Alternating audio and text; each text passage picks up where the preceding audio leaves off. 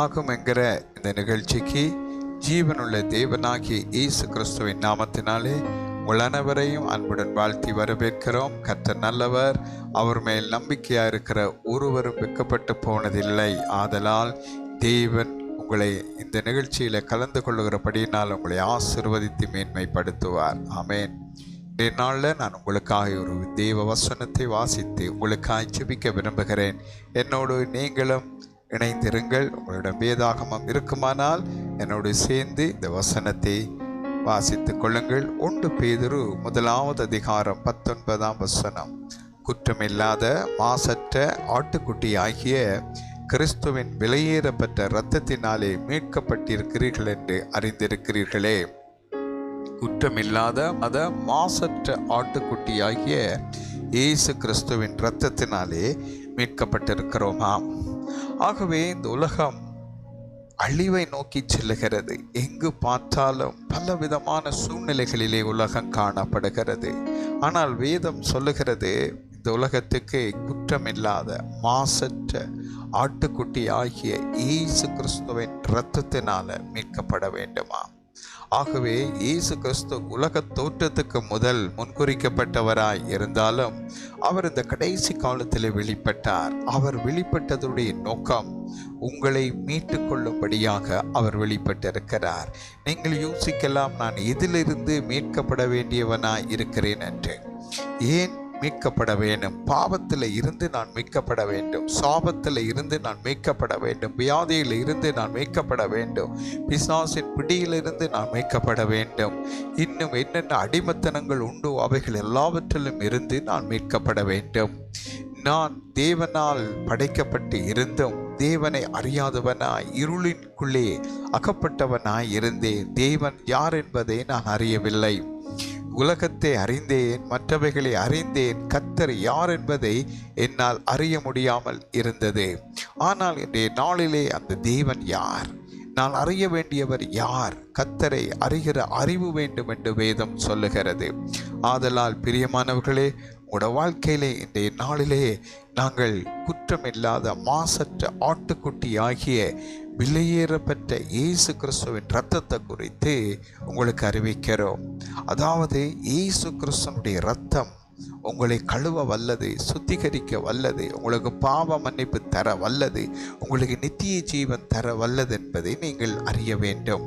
அப்ப குற்றமில்லாத இயேசு, பாவமில்லாத இயேசு, மாசற்ற இயேசு, அவர் ஒருவரே பரிசுத்தர். ஆகவே எல்லாரும் பாவம் செய்திருக்கும் போது ஒரு பாவி மற்ற பாவிகளை மீட்க முடியாது. ஒரு குற்றவாளி மற்ற குற்றவாளியை மீட்க முடியாது. ஒரு கடங்காரன் இன்னொரு கடங்காரனை மீட்க முடியாது. ஒரு குருடன் இன்னொரு குருடனை மீட்க முடியாது. இதே போலத்தான் வேதம் சொல்லுகிறது, குருடர்களுக்கு வழிகாட்டுகிறவர்கள் குருடர்கள் இருவரும் குழியிலே விழுவார்கள் என்று வேதம் சொல்லுகிறது. ஆதலால் நான் மீட்கப்பட வேண்டியதை அறிய வேண்டும். என் ஆத்மா மீட்கப்பட வேண்டியதா இருக்கிறது. என் சரீரத்துக்குள்ளே எனக்கு ஒரு ஆத்மா இருக்கிறது, ஒரு ஆன்மா இருக்கிறது. அந்த ஆன்மா என்ன சரீரத்தில் இருக்கிற என்ன போலவே அந்த ஆன்மா இருக்கிறது. அந்த ஆன்மா அழிவில்லாததா இருக்கிறது. அந்த ஆத்மா நித்தியமாய் வாழக்கூடியதா இருக்கிறது. அந்த நித்தியமாய் வாழ வேண்டிய ஆன்மா அல்லது அந்த ஆத்மா எங்கே போய் வாழ போகிறது? மரணத்துக்கு பிற்பாடு அது தரித்திருக்க வேண்டிய இடம் எது? அது தங்க வேண்டிய இடம் எது? அது எங்கே தன் நித்தியத்தை கழிக்க போகிறது என்பது பிரச்சனை. ஆகவே அந்த நல்ல ஒரு இடத்துக்கு, பரலோகத்துக்கு, மோட்சத்துக்கு நீங்க போக வேண்டுமானால் குற்றமில்லாத மாசற்ற ஆட்டுக்குட்டி ஆகிய இயேசு கிறிஸ்துவின் இரத்தத்தினால மீட்கப்பட்டால் தான் அங்கே போக முடியும். வேதம் சொல்லுகிறது, நானே வழியும் சத்தியமும் ஜீவனுமாய் இருக்கிறேன், என்னாலே அல்லாமல் ஒருவனும் பரலோகத்துக்கு பிதாவிடம் வர முடியாது என்று இயேசு சொன்னார். அவர் இயேசு கிறிஸ்து அந்த பரலோகத்துக்கு கொண்டு போய் சேர்க்கும்படி, பிதாவிடம் சேர்க்கும்படி அவர் தன்னுடைய இரத்தத்தை சிந்தினார். அந்த இரத்தம் சிந்தின அவர் குற்றமில்லாதவரும் மாசற்றவரும் மாணவராயிருக்கிறார். விலையேறப்பட்ட இரத்தத்தை சிந்தினார். அவர் தன்னுடைய பரிசுத்த இரத்தத்தை பூமியில சிந்தினார். சிந்தினதுனாலே உங்களுடைய ஆத்மா, உங்களுடைய ஆன்மா மீட்கப்படுகிறது. நீங்க உங்களுடைய ஆன்மாவை மீட்டு கொள்ளும்படியா இயேசு கிறிஸ்துவின் இரத்தத்தினால மீட்கப்பட வேண்டும். அப்ப இயேசுவின் இரத்தம் ஏன் மீட்கிற இரத்தமாய் இருக்கிறது என்றால், அது உங்களை கழுவ வல்லமை உள்ள இரத்தம், உங்களை சுத்திகரிக்க வல்லமை உள்ள இரத்தம். இயேசுவின் இரத்தம் சகல பாவங்களை கழுவி சுத்திகரிக்கும். உங்களோட சரீரத்தில் அழுக்கு இருக்கும்போது, அழுக்கு நிறைந்து காணப்படும் போது நீங்கள் என்ன செய்வீங்கன்னா, ஷாம்போ அல்லது சோப்பை போட்டு குளிக்கும் போது அது உங்களை அழுக்கை நீக்கி சுத்திகரிக்கும். இதே போல உங்களுடைய ஆத்மாவின் அழுக்கை, உங்களுடைய ஆன்மாவின் பாவ அழுக்கை எந்த ஷெம்போவால, எந்த சவுக்காரத்தால் உங்களால் சுத்திகரிக்க முடியும்? ஆன்மாவை கழுவ உங்களால் முடியுமா? அந்த ஆத்மாவை சுத்திகரிக்க உங்களால் முடியுமா? முடியாதே. அதற்குத்தான் இயேசு கிறிஸ்துவின் விலையேறப்பட்ட இரத்தம் ஆவிக்குரியதாய் காணப்படுகிறது. ஆத்மாவை மனிதனால் காண முடியாது, அவனுக்குள்ளே அது இருக்கிறது. அந்த ஆத்மாவிலே பாவ கரை உண்டு, அந்த ஆத்மாவிலே பாவ அழுக்குண்டு, அந்த ஆத்மாவிலே பாவமும் சாபமும் ரோகங்களும் குற்றங்களும் குறைகளும் உண்டு. அவைகளில் இருந்து மனிதனை மீட்டெடுக்கக்கூடிய ஒரே ஒரு இரத்தம் இயேசுவின் இரத்தம் தான். எந்த ஷாம்புவாலையும் எந்த சோப்பாலையும் முடியவே முடியாது. சரீரத்தை கருப்பாக இருக்கிற சரீரத்தை கழுவி நீங்கள் வெள்ளையாக்கலாம், சிவப்பாக்கலாம். ஆனால் அந்த ஆத்மாவில் இருக்கிற பாவ அழுக்க கழுவ முடியாதே. வேதம் சொல்லுகிறது, உங்கள் பாவம் சிவரே என்று இருந்தால், அதாவது சிவப்பாய் இருந்தாலா, உறைந்த மலையை போல, சினோ போல, வெண்மையான பனியை போல நான் மாற்றி தருவேன் என்று வேதம் சொல்லுகிறது. இயேசுவின் இரத்தம் கழுவ வல்லமை உள்ள இரத்தம். வெளிப்படுத்தின விசேஷம் 7ஆம் அதிகாரம் 9ஆம் வசனத்தை வாசிக்கும் போது வேதம் சொல்லுகிறது, இந்த விலையேறப்பட்ட மாசற்ற ஆட்டுக்குட்டியாகிய இயேசுவின் இரத்தத்தில் தங்களுடைய ஆத்மாவின் வஸ்திரத்தை தோய்த்து வெளித்தவர்கள் தான் பரலோக ராஜ்யத்துக்குள்ள போக முடியும் என்று. ஆகவே இயேசுவின் இரத்தத்தினால நீங்க மீட்கப்பட வேண்டியவர்களாக இருக்கிறீங்க. உங்களோட ஆத்மாவில் பாவம் உண்டு, உங்களோட ஆத்மாவில் பாவ அழுக்குண்டு, சரீரத்தில் பாவம் உண்டு, பாவ அழுக்குண்டு, உங்களோட ஆவியில பாவம் உண்டு, பாவ அழுக்குண்டு. இவைகளை சரீரத்தில் இருக்கிற ஊத்தையத்தான் உங்களால் கழுவ முடியுமே அன்றி பாவ அழுக்க கழுவ முடியாது. ஆவி, ஆத்மா, சரீரமாய் மனிதன் படைக்கப்பட்டிருக்கிறார்.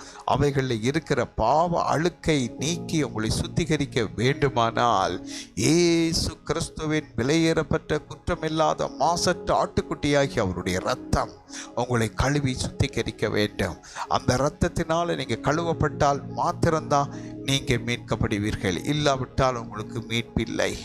அதனால் இன்றைய நாளில் இந்த ஆண்டவராகிய இயேசு கிறிஸ்துவின் இரத்தத்தை குறித்து உங்களோட பேசுகிறோம். உலகத்தில் உங்களுக்கு அநேக தேவைகள் உண்டு, ஆனால் இந்த இயேசுவின் இரத்தத்தினால நீங்கள் கழுவப்படும் போது நீங்கள் உங்களோட ஆத்மா மீட்கப்படுகிறது, உங்களோட சரீரம் மீட்கப்படுகிறது, உங்களோட ஆவி மீட்கப்படுகிறது, நீங்கள் பரிசுத்தமாக்கப்படுவீர்கள். ஆதலால் பிரியமானவர்களே, இந்த செய்தியை கேட்கிற நீங்கள் விலையேறப்பட்ட மாசற்ற குற்றமில்லா ஆண்டவராகிய இயேசு கிறிஸ்துவின் இரத்தத்தை நாளை மீட்கப்படும்படி உங்களை ஒப்புக் கொடுங்கள். அந்த இரத்தம் உங்களோட ஆத்மாவை கழுவும், உங்களோட ஆவியை கழுவும், உங்களோட சரீரத்தை கழுவி நித்திய ஜீவனை பெற்று தருகிற இரத்தம். ஆகவே நான் உங்களுக்கு ஆய்ச்சி வைக்க விரும்புகிறேன். நீங்கள் விரும்புவீர்களானால் இயேசுவின் இரத்தத்தை விசுவாசியுங்கள். இயேசு சிலுவையில் சிந்தின இரத்தம், பாவம் போக கழுவுகிற இரத்தம், பாவம் மன்னிப்பு தருகிற இரத்தம், நித்திய ஜீவனை தருகிற இரத்தம். அந்த இரத்தத்தை விசுவாசியுங்கள். அது உங்களை விடுதலையாக்கும். பிசாசின் பிடியிலிருந்து உங்களை மீட்கிற இரத்தம் இயேசுவின் இரத்தம். இப்பொழுது என்னோடு இணைந்து நீங்கள் ஜெபியுங்கள். ஆம் பிதாவே, உடைய குமாரன் இயேசுவின் இரத்தத்தினால எங்களை மீட்டு கொள்ளும்படியாய் ஜெபிக்கிறோம். இந்த செய்தியை கேட்டு யாரெல்லாம் என்னோடு இணைந்து ஜெபிக்கிறார்களோ, நான் அறியே நீர் அறிவீர். அவர்கள் ஒவ்வொருவரும் உடைய ஆவி, ஆத்மா, சரீரம் எல்லாம் மாசற்ற விலையேறப்பெற்ற தேவ ஆட்டுக்குட்டியாகிய இயேசுவின் இரத்தத்தினால மீட்கப்படும்படி ஜெபிக்க, அவருடைய பாவங்கள் மன்னிக்கப்படுவதாக, இயேசுவின் இரத்தத்தினால கழுவப்படுவதாக, அவருடைய பாவங்கள் அவர்கள் சுத்திகரிக்கப்படுவார்களாக. ஆண்டவரே, இயேசுவின் இரத்தத்தினால் அவர்களை மீட்டெடும். மீட்டு கொள்ளும்படியாய் ஜெபிக்கிறேன். சகல பாவங்களில் இருந்தும், சாபங்களில் இருந்தும், அடிமைத்தனங்களில் இருந்து, நுகத்தடிகளில் இருந்தும் இயேசு கிறிஸ்துவின் பரிசுத்த இரத்தத்தினால் அவர்கள் மீட்கப்படும்படியாய் ஒப்பு கொடுக்கிறேன். இயேசுவே, யாரெல்லாம் ஜெபம் பண்ணுகிறார்களோ அவர்கள் ஒவ்வொருவரையும் நீங்க மீட்டு கொள்ளும்படியாய் ஜெபிக்கிறேன். அவர்களுக்கு நித்திய ஜீவனை நீங்க தர வேண்டும் என்று ஜெபிக்கிறேன். கடைசி நாள் அவங்களை எழுப்ப வேண்டும் என்று ஜெபிக்கிறேன். இயேசுவின் நாமத்தில் நன்றி செலுத்தி ஜெபிக்கிறோம் நல்ல பிதாவே. ஆமேன், ஆமேன். பிரியமானவர்களே, இயேசு கிறிஸ்துவின் ரத்தம் உங்களை மீட்டு கொண்டது. இன்றைய நாளில் விசுவாசமாயிருங்கள், தைரியமாயிருங்கள். இயேசு உங்களை நடத்தி செல்லுவார். ஆமேன். எளியோனை கண்ணோக்கி பார்த்தீரையா, பெயர் சொல்லி என்னை அழைத்தீரையா.